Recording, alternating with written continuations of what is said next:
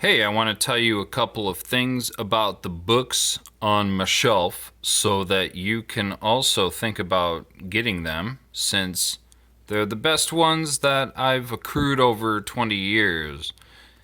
So, first we have The Art of Robert McCall. Now, this is a book that inspired Disney, an artist that inspired Walt Disney to the point where he was placed in charge of the Epcot Center's view to the public, how the public was to interpret the Epcot Center, which is now just Epcot.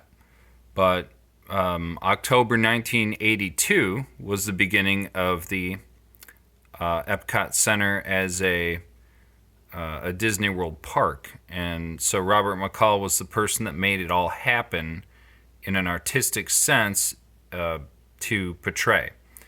So you may want to think about that. I mean, look at this, a celebration of our future in space. Come on, that's awesome.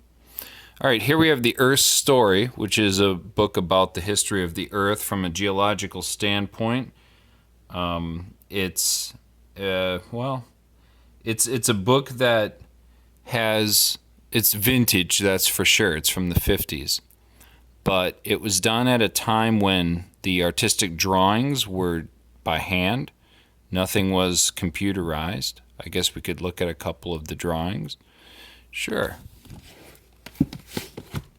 Why not, eh? Let's go down here.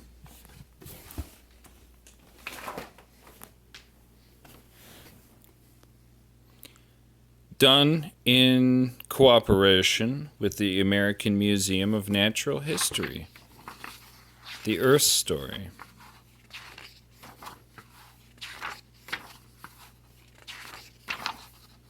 The ever-changing land. Well, certainly it is, isn't it? Because you've got the beginning, here's your global warming and global climate change paradigm. It's an ever-changing place. The Earth's shape. Well, okay. I guess it's probably where they talk about how it's not a sphere but an oblate spheroid. Mountains and lowlands. Well, there's some real topography here. Now, I live in Florida. I love this topography scenario. Of course, I've driven around the country and seen it all, but soil from rock. Doesn't that look familiar? Ha! Is it the old man in the mountain? Isn't it? Isn't that the live free or die? Minerals. Yeah, okay, so a lot of people are unfamiliar about the relationship between materials which are substantive. So let's get it straight. Minerals make up rocks, like letters make up words. And so rocks are made up of minerals, and that's a geological premise, a certainty. There's granite. You gotta love granite. Granite is the majority of the continental crust. It's slightly lighter than basalt, which is the beginning of which is the oceanic crust. So, you've got basalt and you've got granite, and the granite moves on top of the basalt. And there we have our continents moving little by little over long periods of time. Sandstone, one of the best of the sedimentary rocks, eh? Shale, wonderful. Limestone. The Egyptian pyramids are made out of limestone. Weathering. Caves. I understand if you want to pause and look at these more closely. The erosion, deposition, that's That's an unheralded weathering scheme, but deposition is really important.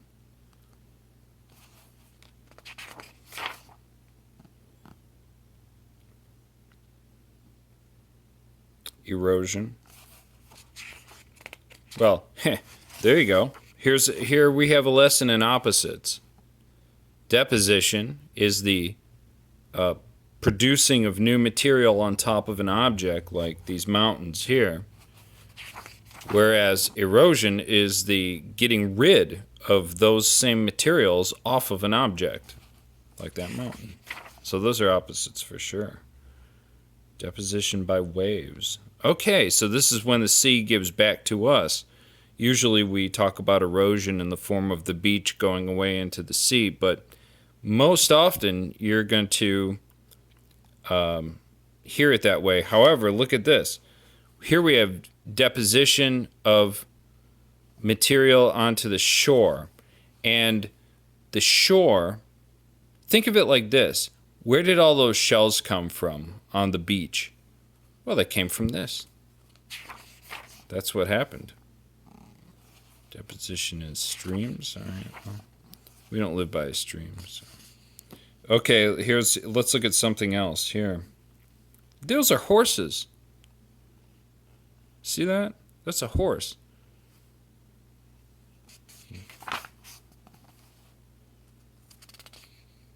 Yeah.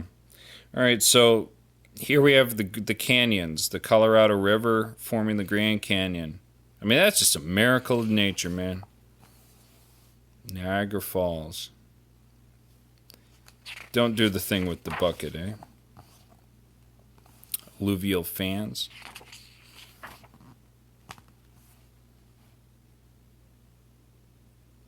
Oh, now that's wonderful, isn't it? When it's like living in a neighborhood with mature trees. You know, there are some places in the South where the trees are so big that you can drive right under them. And you can be in the shade all the time, even though it's hot, because people have done the right planning decades ago. Old river valleys. Huh. Well, this looks like the Oxbow. I'm not sure that it is, but well, let's read a little bit about that. Oh, it is the... No, it's not. It's the Rio Grande Valley. Okay, never mind. I thought it might have been that Thomas Cole painting from the 1830s or so. Unfortunately, well, you know, it's not. So. I don't know about this one. Oh, a new valley carved for new formations. Look at that. Look at that.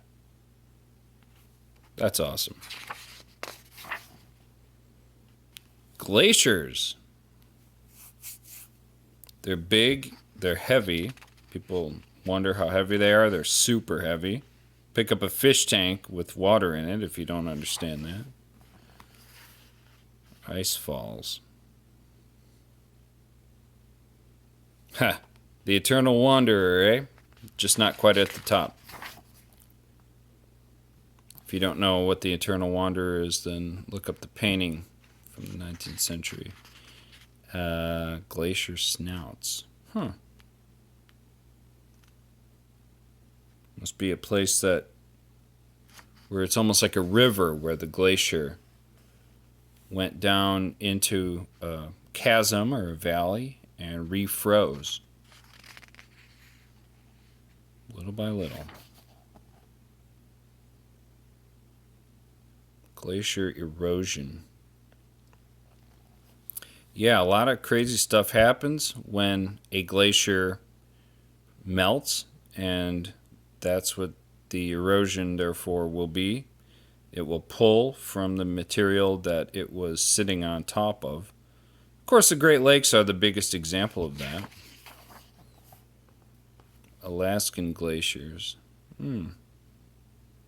Look at the great topography we see before us now. Wonderful.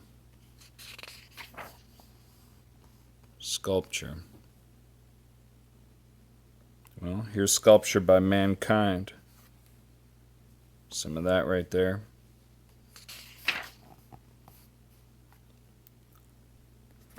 A U-shaped valley. Okay. Huh, how about that? And they have the picture, I like that, don't you? Of the boy who is showing, look at that. Look at that. How about that? It's U-shaped. Cirques and horns. The Matterhorn. You see that right there, eh? The cool thing about that is I think that you may have studied, if you have studied a little geology, is that the Matterhorn is the place of convergence between two continents, two plates. Whoa. Hey, what's going on here? Sorry. The European plate, the African plate, there's the convergence. Look at that. It's a different plate. You stand here, you're on the European plate. You stand there, you're on the African plate. Glacial lakes. Is this upside down?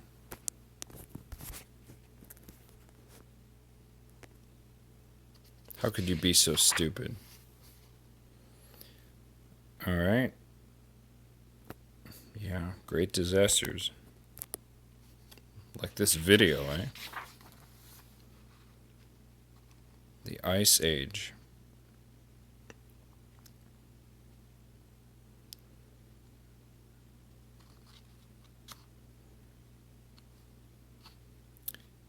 Without the Ice Age, no Great Lakes, right? So every silver lining. Building and rebuilding. Well, isn't that the story of life? And geology. Physical and biological. Both the sciences join up together in building and rebuilding. And that's cosmic evolution. There it is in front of you. Whoa. Huh. 1943, in the middle of the war, some things were going on that no one was studying because they were fighting too much. Huh. One of my favorite volcanoes is the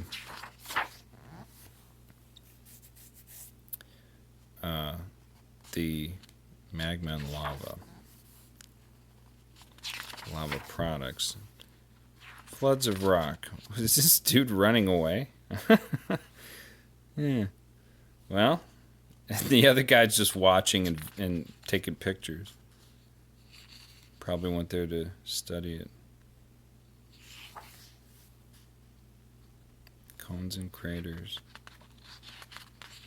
Well, anyway, what I was saying about my favorite volcano is Krakatoa. Why? Because it blew up. Looked like, and actually, the whole mountain blew up. It wasn't just like that became that. It was the whole damn thing just blew up.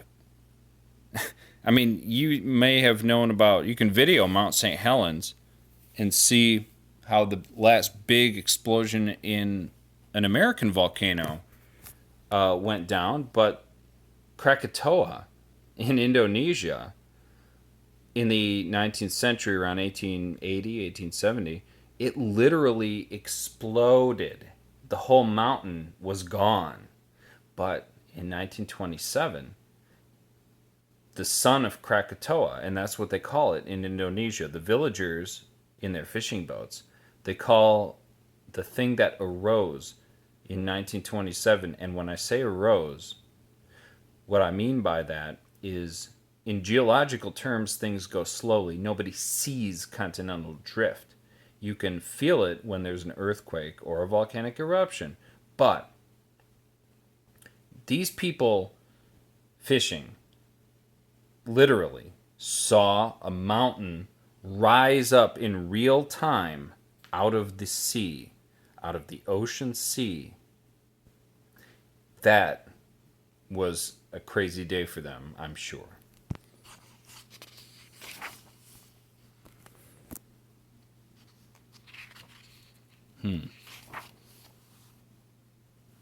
My eyes are a little bit... I was staring into this thing's flash a little bit too much. Geysers and hot springs. Well, I suppose it's got to be Old Faithful, right? Don't know, but it looks like it probably is. Volcanic Neck. Huh. Is that the Devil's Rock there? Or Tower? Yeah. Oh, yeah, it is. Look, check it out. The Devil's Tower. I'm not sure why they called it that. Why not God's Tower, eh? Alright, let's see. Or Geology's Tower. I guess that doesn't have as much impact. Okay.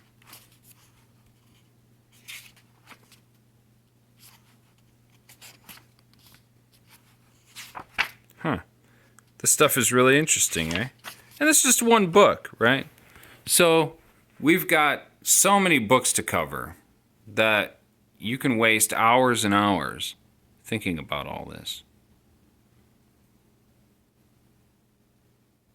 But hey, you're not doing anything else right now, so if you'd like me to continue, I surely will.